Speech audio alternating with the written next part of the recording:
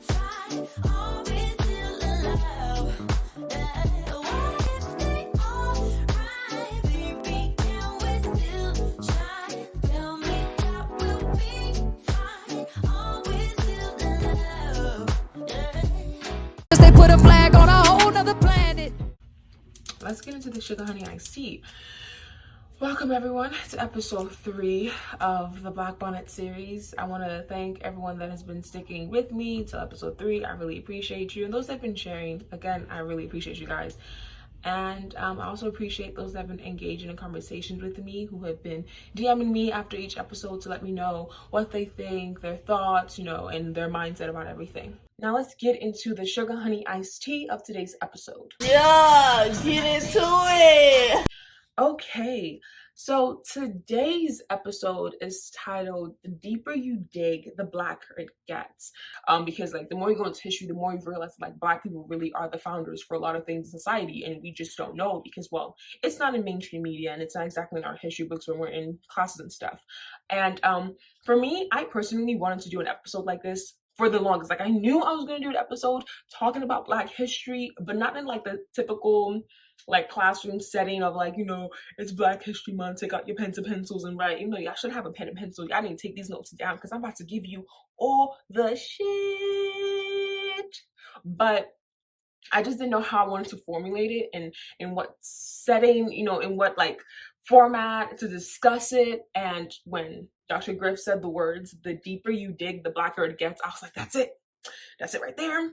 God knows what he's doing. Everything's for a reason. And it's funny enough because it's part 2 of last week's episode, and I'm doing a 3-part series on this. So last week was part 1, this is part 2, and then next week is going to be part 3, which is going to be the conclusion of this whole topic. So you know what? I'm rambling too much. Let's just get into it, okay? Yeah, get into it. Oh, I don't know which one to start off with. This tea is immaculate. You know what? Let's just talk about Black contributions, okay?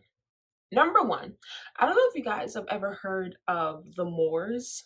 The Moors are basically Africans that occupied and ruled Spain for over 800 years. I will repeat that again in case you didn't know. Yes, Black people conquered and colonized a European country. No one told you that. No, I know they didn't because no one told me that. I had to Google it. Yeah, the Moors. Look them up. They're very inspirational and very, very cool. I love everything that they're about. It's great. But yeah, so the Moors, they conquered Spain and they ruled Spain for 800 years. And one of the many things that they introduced to Spain is, I'm legit gonna list it all right here.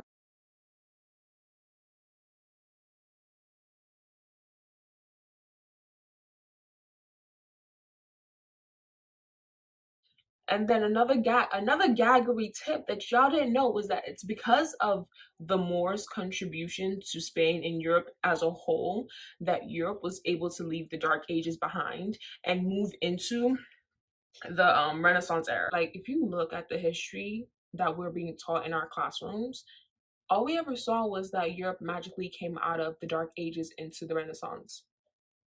There's no, oh, how did it happen? It just says, oh yeah, Europe just came out of it. The reason Europe came out of the Dark Ages is due to the Moors, a Black group that led y'all out of darkness. It is suspected that the Moors were the major influence that caused Europeans to shower more. And for those that want to be like, oh no, Europeans know how to shower before the Moors did. First of all, no one is saying that they didn't know how to shower.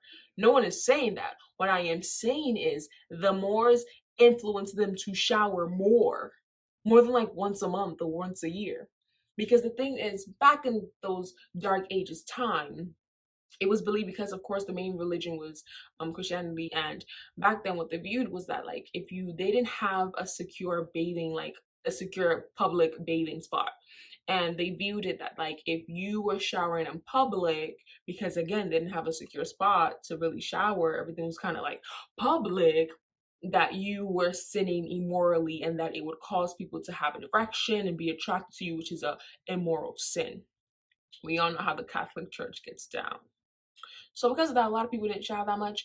And of course, so those that were by the water would shower in the water. But again, it's still public showering. And if you're ruled by the Catholic Church, you're not going to want to do that because you want to seem like a hoe. So you ain't shower that much. However, in Moorish Spain, they had over 900 public baths, and it's said that a homeless man would go without bread before he would go without soap to bathe with. That's how clean Black folks were in Spain. They said, I'm more likely to go without bread than to go without a shower, because they had over what, 900 baths. Not only just that, but the Moors, they were world travelers. Like a little tidbit fact that y'all didn't know. China invented the compass. So for those that are like, oh, what's it called? Galileo. Like, oh yeah, Galileo invented the. No, what he did was rip off what the Chinese already did and grow on that. But the first inventors of the compass was from China.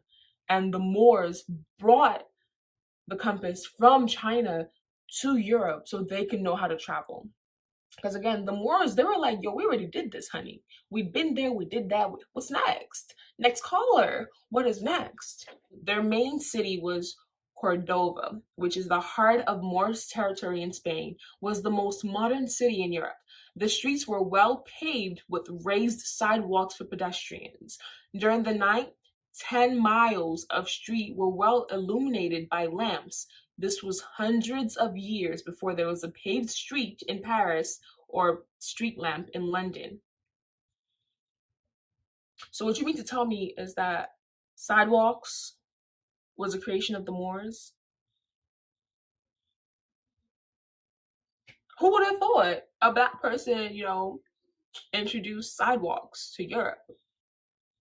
Who would have thought? We don't know that. They don't tell us this stuff. You know what I mean? Like, it's not something I'm taught about. Like, I would kind of like to know this, I would like to know. It may sound like a boring tidbit fact, but it's like, it's cool to know that, like, oh yeah, Africans had a major contribution in Europe. Like, y'all wouldn't be what y'all are. Like, the things that you're associated with as a country, you wouldn't have that association if not that a group of Black men came to your country and conquered it and made it better. I'm gonna continue. Okay. Basil Davidson, one of the most noted historians, declared, no land at the time was more admired by its neighbors or more comfortable to live in than a rich African civilization which took shape in Spain. And the reason he said that was, I'm gonna just read it because it's a lot of tea. The tea is immaculate. The reason that is because education was universal while the Moors ruled Spain. It was universal in Spain under their ruling. And meanwhile, in Christian Europe, 99% of the population were illiterate. Even kings could neither read nor write. Europe only had 2 universities. Guess how much the Moors had? They had 17 motherfucking universities. And they were the ones to introduce public libraries to Europe because they had over, in the 10th and 11th century, public libraries in Europe were non-existent, while Moors boasted of more than 70. The one in Cordova housed over 600,000 manuscripts. Like, Black folks, we bring intelligence. Also, for those that don't know, Black people invented, we were the creators of algebra. I know that a lot in our history books, we attribute a lot of what we have now to the Greeks, but the gaggery is the Greeks. If you literally, you can just Google it, like, who were the Greeks' first influence, and it'll literally just tell you Africa. The Greeks literally took what we had and then expanded it. That's all that happened. Black people, we invented basically the education system. We created numerical systems. Moors introduced paper to Europe. In my head, I'm like, what y'all write on if y'all had paper? But okay, go off, sis. And Arabic numerals, which replaced the clumsy Roman system. Black folks, we created it so we could build things and we could use it to calculate astronomy. By the way, the Babylonians are the ones who developed astronomy, not the Greeks, like it says in our history books. And for those that want to be like, "Ugh, I don't believe you," bitch, then take that argument up with Britannica. Not me, with Britannica. It says it right there. The Greeks, again, just did what? Built on what the Babylonians had already created and discovered. That's all I'm gonna say about that. The Moors lived in amazing palaces. Meanwhile, monarchs in Germany, France, and England dwelt in big barns with no windows and no chimneys, with only a hole in the roof for the exit for smoke.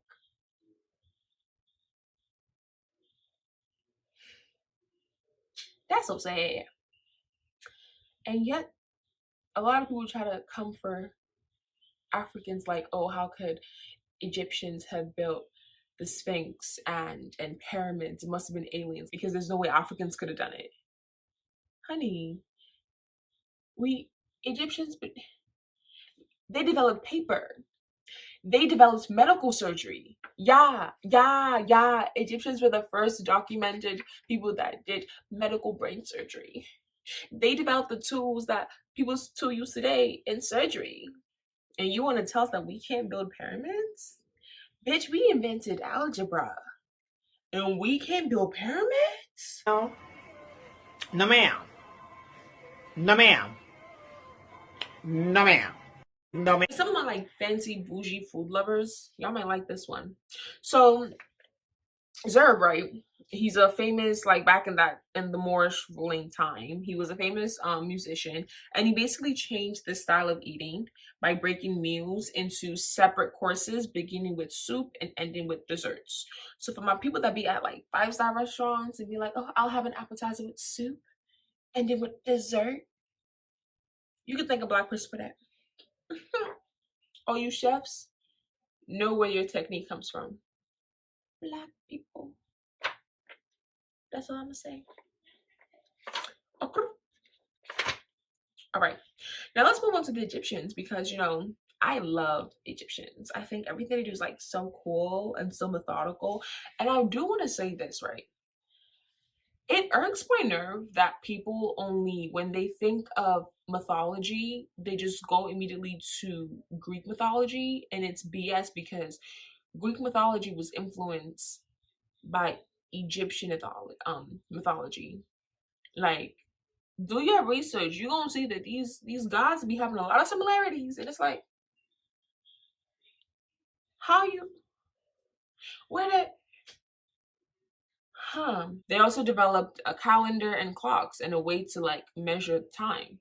Yeah, the Egyptians did it first, baby. They did it first. They were the creators of. They developed the police system, and unlike the police system in America, the rich also got punished as well. No one got a free pass. If only America could take a page out of the Egyptians' book. We can only hope. Anyway, as I said before, they developed medical surgery. They also developed surgery tools like swabs, bandages, adhesive plaster, surgical stitches, and a bunch of extra shit. Y'all get it. Also, they're the noted earliest study of the brain. Also, my girls out there, my makeup lovers, Egyptians developed it too. They developed makeup, so we can thank them, a Black person, for makeup.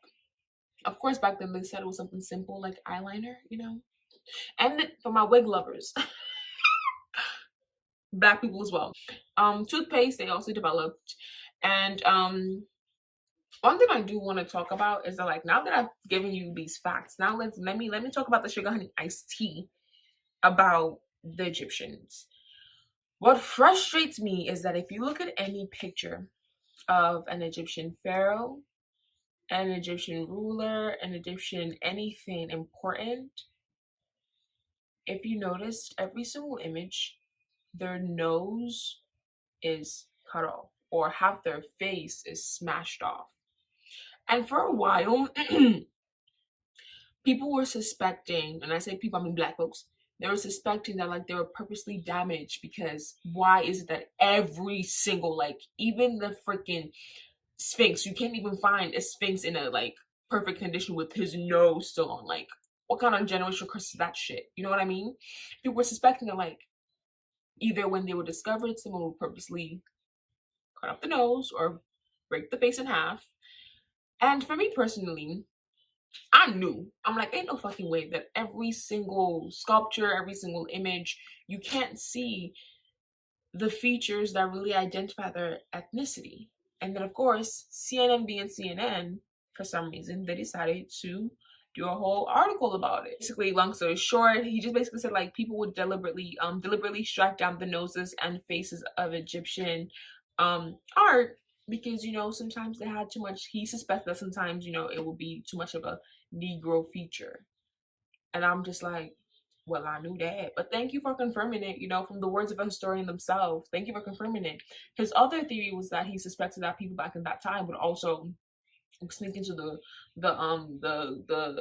graves of the tomb of the pharaohs and stuff, and especially for women, smash down their face because they didn't want to show this view of having a female leader. But my thing is that that's bullshit because Cleopatra, bomb bitch, Nefertiti, bomb bitch. Like, there are a bunch of people, a lot of queens that were bomb as hell, and we have their record, but their face is gone as well, and so is their husbands and their sons.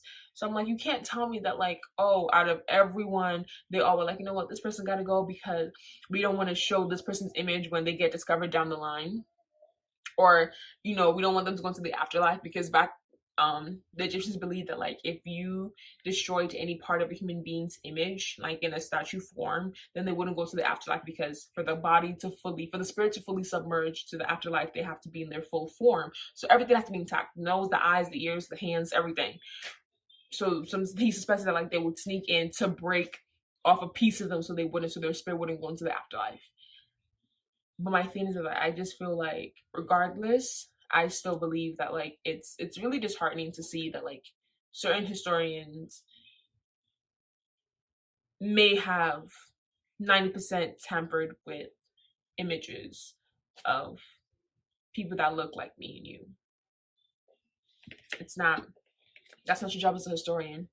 You're a historian, like literally your job description is in your title, historian. You're meant to keep and preserve history. Fucking up images of people who look like me, just the exact opposite. But it's okay though. You may have tried to remove their Negro noses, but at the end of the day, they were still Egyptian. They were still black, black, black, black.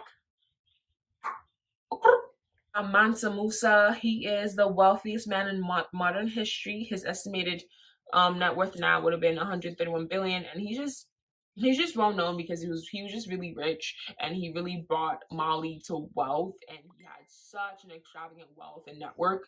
So that's really what he was really known for, how great he led Mali during his time. It is said that like his generous, it's funny, his generous handouts were set to wreck an entire country's economy. Imagine being that rich. That sounds like that's just freaking wealthy, man. Like, damn. Maybe that's why these billionaires don't want to help nobody, because they feel like, oh my god, we could wreck the whole country. Like, child, do something good with your money and your billions. I'm looking at you, Jeff Bezos. At least solve global warming. At least do that. Anyway, for my music lovers out there, I need you to know that like, which I didn't honestly like, I didn't know, but the thing was I didn't think about it. You know what I mean? Like, these are things that I'm saying that I never thought about. Okay. Black people, we created every genre of music except for two. The only two genres that white people have created and are given credit to create is operatic music and baroque. I hope I said that right. Baroque, baroque. And it's basically a form of classical music. So yeah, those are the only two genres that white people have been credited to create. Which makes sense. Everything else that you can think of, Black folks did it. We created hip hop, pop, blues, jazz, rock and roll. If you don't believe we created rock and roll, look up who Chuck Berry is. Look up who Lil Richard is.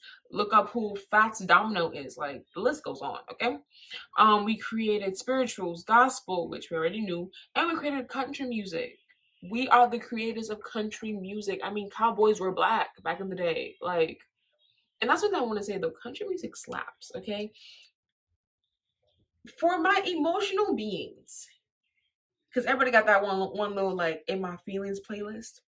You're not really in your feelings if you do not have a country artist, a country song in that playlist. I'm gonna let you know right now. Country songs can really put you in your feelings because like they're so like for me, I view country like artists like they're storytellers. Like in their songs, they're storytellers. Like so you be falling in love with the story. You're like, oh my gosh, I wish that was me in the in the song. Or like when they talk about their heartbreak, they go in. Like they don't they leave nothing to the imagination. They really let you feel the emotion. And I beg you, y'all gotta start listening to country music, okay? It slaps. It fucking slaps, okay? And also we created it. Get into it. So for all those that want to say that we don't belong in country music, how? We're the originators. Make that make sense. And the history behind country music is because it started with the banjo, right? When the slaves will play banjos during their downtime, just like when slaves will sing Negro spirituals. So they'll play the banjos, and minstrel shows, minstrel actors, they will take the banjo and sing the same songs, but in like basically making fun of black people.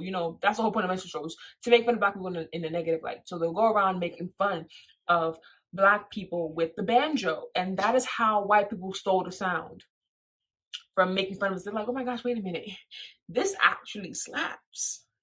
Let's start listening to it. And that's literally how a lot of white people stole the sound from us. I'm looking at you, Elvis. Anyway, we also made house music. Now, for those that don't know, house music was actually created by Black LGBTQ community members as well as Latino LGBTQ community members. They used to play the song in the LGBTQ clubs back in the day. And then now house music is now something that you play literally while, at a barbecue, cleaning the house, chilling with your friends, calm shit. So you can thank the LGBTQ for that. Okay, they did us a favor with that one. What's it called? We created disco music, reggae, which we already know about, R&B, swing, soul, funk, boogie woogie. I don't know what that is, but we created it. Okay. So when it comes to music, we create a lot of it, and even theater. That's one thing I want to talk about too. The Greeks were not the originators of theater. Get that shit out of your mind. The Greeks were not the originators of theater. The earliest form of theater was folklore in African communities. Okay, that was the oldest documented form of theater was folklore. It just so happens that with folklore, they just talk about it. They don't write it down on paper. They don't have a whole stage about it and keep it documented. That's the only reason that I truly believe that Black Africans do not get the credit that we deserve for a lot of the things that we invented. Like folklore was the original form of theater. How do I know? Because bitch, I lived it. Also, it's in your books. It's on Google if you just Google it. Okay? The Greeks, again, were influenced by us. And there's nothing wrong with that. I do believe that it's okay to be influenced by other cultures. But give us our damn due diligence credit. Like, hello? Okay, the last thing I really want to talk about is because I'm getting older, and I'm not trying to put that into the universe like, oh, I want a kid. Not now. Give me a couple more years. Let me have a career, okay? Especially with COVID. Lord have mercy about where my music career gonna go. Anyway, the last thing I really want to talk about is the effects of the Western world on medical practices, particularly childbirth. It is said that 90% of Americans give birth, women, 90% of females give birth, as you always see on the TV shows, laying on their back and pushing the kid out.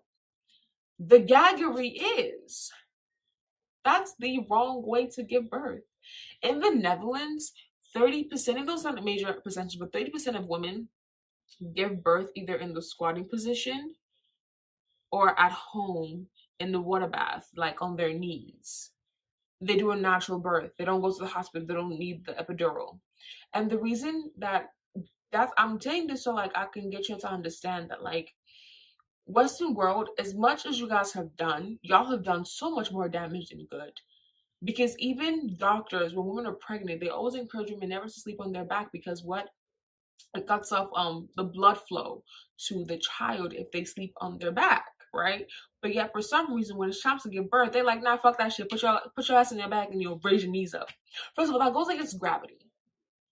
That literally goes against gravity. If you look at any olden statues, paintings of women giving birth, they gave birth, and when I say olden paintings, I mean like outside of the Western world. They gave birth either on their knees or in the squatting position because naturally that's how you're meant to give birth. You literally just let gravity do the rest. Gravity will help you push that kid out.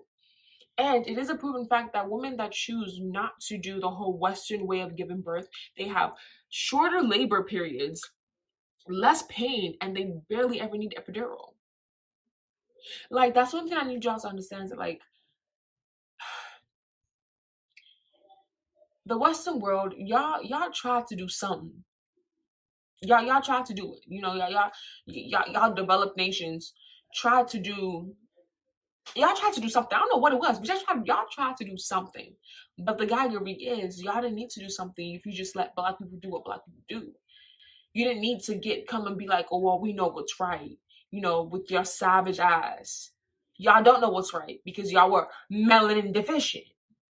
Hello? Like, if you just let gravity, like, that's something, the human body is so beautiful and so powerful. And black people, we weren't crazy for having generations and centuries of giving birth squatting and on our knees. Like, we weren't crazy. So, I say this to say, and I decided to do this episode because I really, even though I couldn't touch on everything that black people have helped, create into the world, like I decided to do this episode because I really wanted to put and start making you guys question origin stories and start understanding like black people, we are magical and we need to start for ourselves, not expect someone else to do it for us, but for ourselves, change the narrative that we have in our minds about ourselves that's been negative. We need to start creating more positive narratives about ourselves because our bloodline is rich in intelligence, rich in magic, rich in story. And my whole point in doing this episode is to remind you all that black people's history does not start or end with slavery. It is way more extensive beyond that. And I'm not gonna lie to you, doing this episode, like doing the research for this episode, it took me a minute because I went through waves of being angry at like white people because I'm like, it's not fair that y'all get to know this history. Y'all get to know your own history. Y'all get to, like I said before in my previous episode, you get to do ancestry and know that, oh yeah, my great ancestor was on the Mayweather. Meanwhile, I can't even go to a museum and see an Egyptian queen that looks like me in her full form. Like, it's very powerful. Knowledge is power. And my whole point is to give you back that knowledge that has not been placed on you. And a lot of information may not have been something, I know for a fact it wasn't something that you guys thought about. Like, who thinks about who created the sidewalk? No one. Who thinks about who created astronomy? Not a lot of people. Who thinks about who taught white folks how to bathe? Not a lot of people. But I need you to understand that, like, we as a people, we as a community, we really are something special and we need to gain back our identity. The white man not gonna give it to us. We need to get that shit out of our minds. We need to stop relying on history books to give us the identity that we need, the answers that we need, because they're not. History books, they weren't created to give us our history. And when I say our, I mean people that look like me, people that think like me. They weren't created to give black people our own history. They were created to give white folks their history. Even Latinos, like, how many Latinos knew? But y'all, how many of y'all knew that like your community helps in creating house music? How many of y'all knew that? How many? Not a lot of y'all. Not a lot of y'all. How many of y'all knew that, like, back in the day, the traditional way that you guys, women in your community, would give birth was through squatting and kneeling? Not a lot of y'all. I bet a lot of y'all would think like, oh, it's probably normal for me to, go to the hospital whenever I do decide to have, a child. I'll be in the hospital and I'll be on my back. That is so unhealthy for you. Like, literally, it says that women that do decide to do that, women who have been forced to give birth on their back in a hospital, experience twice the pain. And there are far more risk for them and the child. But no one teaches us this stuff. Like, bro, I bet y'all never thought about, oh my gosh, who created the traffic light? It was a black man, Garrett Morgan, creator of traffic lights and the creator of gas mask.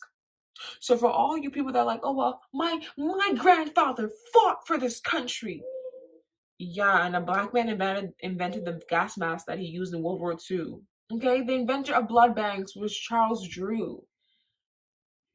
Like, even the typewriter, we invented the typewriter, the hairbrush, the pacemaker, cell phones, helicopters. Like, we've invented so many things that you don't even think about. Because, of course, why would you think about it? No one tells you to think about this stuff. No one encourages you to question that a white person did not create this. And that is the point of this episode, to get y'all to start questioning who created the things that you use.